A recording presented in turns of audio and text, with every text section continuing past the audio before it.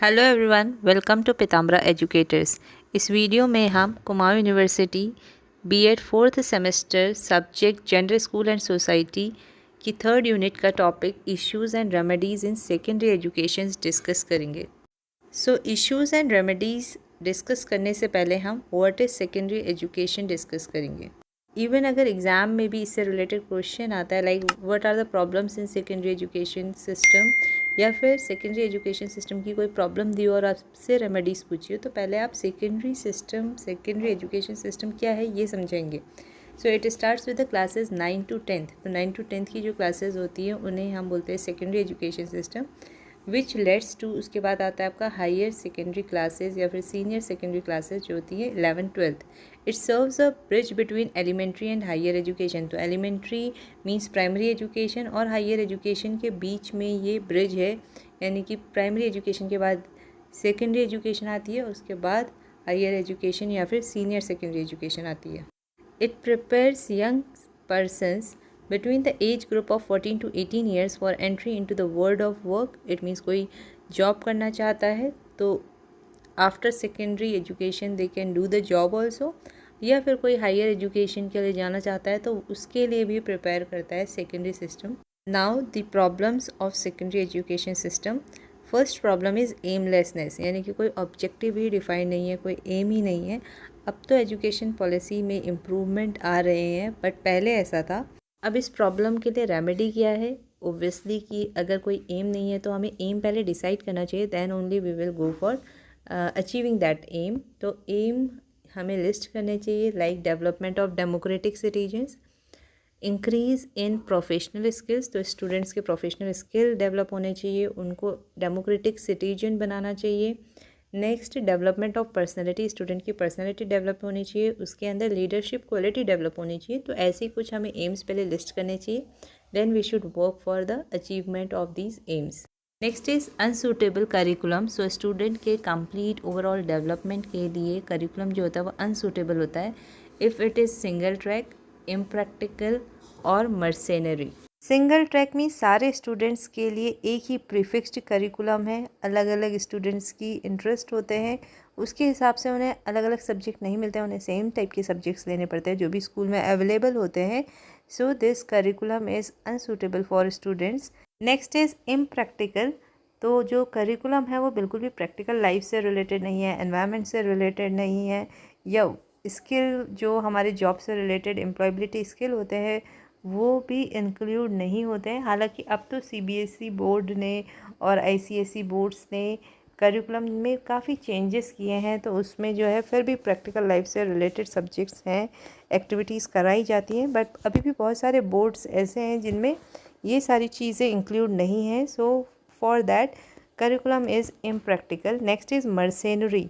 तो क्या है कि जो भी स्टूडेंट्स हैं वो इस तरीके से करिकुलम को पढ़ते हैं या फिर रॉट लर्निंग करते हैं कि हमें बस एग्जामिनेशन में पास होना है, और टीचर्स भी उन्हें इसी तरीके से पढ़ाते हैं कि बस हमें जो भी स्टूडेंट्स हैं उन्हें एग्जामिनेशन में पास होना है, मार्क्स ज़्यादा इम्पॉर्टेंट है।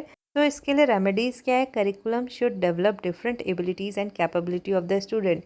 जैसे कि अब हम देखें तो सीबीएसई ने वोकेशनल स्किल्स भी इंक्लूड किए हैं करिकुलम में, जिसके थ्रू जो बच्चे हैं वो अलग अलग स्किल्स सीखते हैं, जिसके बाद वो 10th के बाद भी जो है जॉब कर सकते हैं। Curriculum should be closely related to social life of the students, यानी सोसाइटी के हिसाब से, सोसाइटी के नीड के हिसाब से करिकुलम होना चाहिए। Curriculum should be such so that students में not only be encouraged to work but also to make proper use of their leisure time. It means कि ऐसा नहीं कि करिकुलम में ऐसा हो कि बस उन्हें बहुत वर्क करना है, बल्कि अपने फ्री टाइम को कैसे यूटिलाइज़ करना है in development of their personality, ये भी चीज़ें करिकुलम में इंक्लूड होनी चाहिए। Next is indiscipline. तो आपने देखा होगा जैसे ही बच्चे 9th-10th में जाते हैं तो थोड़ा इनडिसिप्लिन हो जाते हैं, तो इसके रीज़न क्या है, क्या फैक्टर्स हैं इनडिसिप्लिन होने के? Loss of higher spiritual values. तो उनकी स्पिरिचुअल वैल्यूज जो होती है वो डिक्रीज़ होने लग जाती हैं। Because of defective mode of examination भी इनडिसिप्लिन होता है, क्योंकि बच्चों की पर्सनैलिटी या उनके डिसिप्लिन, पंक्चुअलिटी, इसके कहीं पे भी कोई मार्क्स नहीं होते रिज़ल्ट में, इसलिए भी बच्चे उसको कोई वैल्यू नहीं देते। Next is rest economic conditions of teachers. Rest economic condition means low economic condition, यानी कि उनकी जो सैलरी है वो इतनी अच्छी नहीं होती है, इसलिए भी जो है बच्चे उनको वैल्यू नहीं देते हैं और इसी वजह से इनडिसिप्लिन्ड होते हैं। सो इसके लिए रेमेडी है कि हमें इन सारे फैक्टर्स पे अटेंशन देनी चाहिए जिससे कि इनडिसिप्लिन रिड्यूस हो among students. Government, people, guardians should cooperate to take active and constructive measures in this connection। So students को डिसिप्लिन बनाने के लिए तीनों को मिलके काम करना पड़ेगा, गवर्नमेंट को भी, लोगों को भी, और जो बच्चों के गार्जियन हैं या पेरेंट्स हैं उन्हें भी इसके लिए कुछ एक्शंस लेने पड़ेंगे। ऐसे ही बहुत सारी और भी प्रॉब्लम्स हैं इन secondary education system, like undesirable growth of private schools. तो इतने प्राइवेट स्कूल्स खुल चुके हैं in the name of expansion of education, यानी कि हर किसी को एजुकेट करना है, इसलिए इतने प्राइवेट स्कूल्स खुल चुके हैं, चाहे वो स्टैंडर्ड्स ऑफ एजुकेशन को मीट करे या नहीं करे। यानी कि सेकेंडरी एजुकेशन के लिए जो क्राइटेरिया है कि ये स्कूल में लैब होनी चाहिए, लाइब्रेरी होनी चाहिए, इतना प्लेग्राउंड होना चाहिए, चाहे वो उन क्राइटेरियाज़ को या उन स्टैंडर्ड्स को मीट कर रहे हैं या नहीं कर रहे, फिर भी वो प्राइवेट स्कूल चल रहे हैं for just earning profit from them. So इसके लिए रेमेडी यही है कि गवर्नमेंट ऑफ इंडिया को चेक करना चाहिए कि वही प्राइवेट स्कूल्स में सेकेंडरी एजुकेशन सिस्टम होनी चाहिए जहाँ पे सारे स्टैंडर्ड्स जो है मीट हो, क्राइटेरियाज जो भी हैं वो मीट हो। Next is low standard of teaching. So बहुत सारे स्कूल्स, स्पेशली अगर हम गवर्नमेंट स्कूल्स को भी देखें तो कई जगह प्लेग्राउंड्स नहीं होते हैं प्रॉपर, कंप्यूटर लैब नहीं होती है। इस टाइम पे जो ये टेक्नोलॉजी का एरा है उस टाइम पे तो कंप्यूटर लैब बहुत इंपॉर्टेंट है। ऐसे ही स्कूल्स में प्रोजेक्टर के थ्रू बच्चों को वीडियो दिखा के समझाना चाहिए, बच्चों को टेक्नोलॉजी से रिलेटेड मतलब सब कुछ आना चाहिए। बट अभी भी बहुत सारे स्कूल्स हैं जहाँ कंप्यूटर लैब प्रॉपरली नहीं बनी है, बच्चों को कोई टेक्नोलॉजी की इन्फॉर्मेशन नहीं मिलती है या उन्हें यूज़ करना नहीं आता है। तो इसके लिए रेमेडी यही है कि गवर्नमेंट ऑफ इंडिया को टाइम टू टाइम स्कूल्स का इंस्पेक्शन करना चाहिए और जहाँ पे भी लेटेस्ट लर्निंग एड्स नहीं है उन्हें इंकरेज करना चाहिए, उन्हें प्रोवाइड करवानी चाहिए वो फैसिलिटी जिससे कि ये प्रॉब्लम फिक्स हो सके। Next is absence of community life. Community life means कि स्कूल्स में sports, excursion, physical exercises, social activities, cultural activities properly नहीं होती है। तो अगर हम प्राइवेट स्कूल्स की बात करें तो उनमें तो ये एक्टिविटीज़ जो है आजकल बहुत ज़्यादा हो रही है, बट अगर गवर्नमेंट स्कूल्स को देखें तो वहाँ पे इतनी एक्टिविटीज़ नहीं होती है। सो सेकेंडरी एजुकेशन में कम्युनिटी लाइफ यानी कि कल्चरल एक्टिविटीज़, फिज़िकल एक्टिविटीज़ ये बहुत होनी चाहिए सो दैट स्टूडेंट का ओवरऑल डेवलपमेंट हो सके। ये इसकी रेमेडी थी। Next is lack of vocationalisation. तो अगेन वोकेशनल स्किल वाले सब्जेक्ट्स होने चाहिए सेकेंडरी एजुकेशन सिस्टम में। सीबीएसई का देखें तो सीबीएसई क्लास 9th और 10th को वोकेशनल स्किल्स प्रोवाइड करवाता है, बट अगर हम उत्तराखंड बोर्ड में देखें तो वहाँ पे वोकेशनल स्किल्स नहीं होते हैं 9th एंड 10th क्लास में। तो ऐसा नहीं होना चाहिए क्योंकि अगर बच्चा vocational skills like IT, music, painting ये सारी चीज़ें सीखेगा तो ओब्वियसली आफ्टर 10th भी वो जॉब के लिए एलिजिबल होगा। Next is wastage and stagnation. It means कि बहुत सारे स्टूडेंट जो है प्राइमरी एजुकेशन लेते हैं बट सेकेंडरी एजुकेशन नहीं लेते हैं, और अगर लेते भी हैं यानी कि एनरोल कर लेते हैं अपने आप को तो एग्ज़ाम नहीं देते हैं।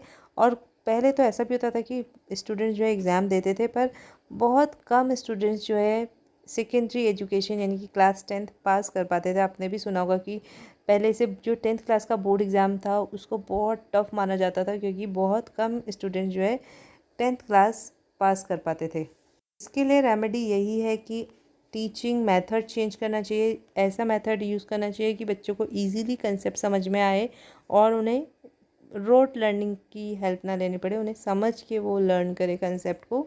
और एग्ज़ाम का भी जो पैटर्न है वो ऐसा होना चाहिए कि एटलीस्ट पासिंग मार्क्स तो बच्चे ला सकें उसमें। Next is problem of expansion. So जैसे जैसे इंडिया की पॉपुलेशन ग्रो कर रही है तो वैसे वैसे स्कूल्स भी हमारे ग्रो कर रहे हैं, यानी कि प्राइवेट स्कूल्स इतने ज़्यादा हो गए हैं कि फिर उन्हें मैनेज करने की प्रॉब्लम है। तो जैसे हमने अभी डिस्कस किया था undesirable growth of private schools, तो यहाँ पे भी सेम वही है कि पॉपुलेशन इंक्रीज़ हो रही है, इसकी वजह से इतने स्कूल्स हो गए हैं कि उन्हें मैनेज करना एक प्रॉब्लम हो गया है। Next is wrong admission policy.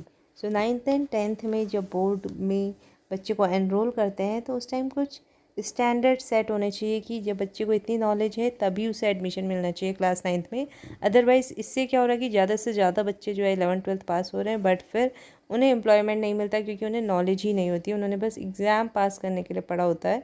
सो उन्हें जब नॉलेज नहीं होती है तो इससे क्या होता है, लिटरेसी रेट तो बढ़ जाता है बट एम्प्लॉयमेंट रेट डिक्रीज़ हो जाता है। तो इसके लिए एक सही एडमिशन पॉलिसी होनी चाहिए, हर किसी बच्चे को 9th और 10th में नहीं एनरोल करना चाहिए। Next is huge size of classes. तो ऑब्वियसली आपने देखा होगा कि स्टूडेंट्स वैसे एक क्लास में आपके 30 होने चाहिए, बट स्ट्रेंथ जो होती है वो 60 to 70 पहुंच जाती है एक क्लास में। So this is wrong. तो इसके लिए again there should be a committee जो चेक करे कि एक स्कूल में एक क्लास में कितने बच्चे हैं। Next is neglect of inter relation of primary and secondary education. So primary education को नेग्लेक्ट कर दिया जाता है, जबकि सेकेंडरी एजुकेशन जो है वो प्राइमरी एजुकेशन पे डिपेंड है। अगर बच्चे ने अप टू 8th ही अच्छे से नहीं पढ़ा है तो ओब्वियसली वो 9th-10th कैसे समझेगा। तो प्राइमरी एजुकेशन में बहुत फोकस होना चाहिए, बच्चे का बेस जो है वो स्ट्रॉन्ग बनाना चाहिए। So we should not neglect relation of primary education and secondary education. तो इसके लिए फिर यही रेमेडी होनी चाहिए कि अगर बच्चे ने 8th तक अच्छे से पढ़ा है और वो उसको नॉलेज है, उसने एग्ज़ामिनेशन पास किया है, then only he should be promoted to class 9th and 10th, otherwise not. So this much for this topic. इस टॉपिक के हमने मेन पॉइंट्स लिखे हैं जिससे कि आप लर्न भी वही करें, क्योंकि अगर आप इतना कंटेंट लर्न करेंगे तो ओब्वियसली फिर आप मेन पॉइंट्स भूल जाएंगे ना। तो इससे अच्छा ये कि मेन पॉइंट्स लर्न कर ले, यानी कि मेन प्रॉब्लम्स लर्न कर ले, फिर उसको डिस्क्राइब अपने वर्ड्स में करिए, उसकी रेमेडीज़ अपने वर्ड्स में लिखिए। बस आप हेडिंग डालिएगा ये प्रॉब्लम है एंड उसकी रेमेडी, फिर next problem next remedy, and you will be able to solve this question. So I hope ये वीडियो आपके लिए हेल्पफुल रहेगी, and if you find this video helpful for your examination, then please like and share this video with your friends, and please don't forget to subscribe this channel. Thank you for watching this video and all the best for your examination.